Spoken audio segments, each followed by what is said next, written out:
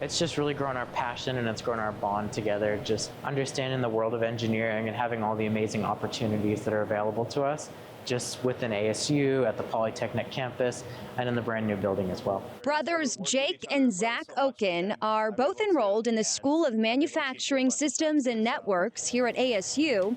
As brothers, they grew up building Legos together, and now they're building robots. We've been doing work, and we've done research together, we've done research separately, but work in the fields of robotics, industrial robotics, collaborative robotics, wearable exoskeletons and wearable robotics and mobility devices, as well as additive manufacturing. The pair, who've shared classrooms and ambitions throughout their lives, say that attending the same university is a chance to support each other while tackling the challenges of a rigorous academic path.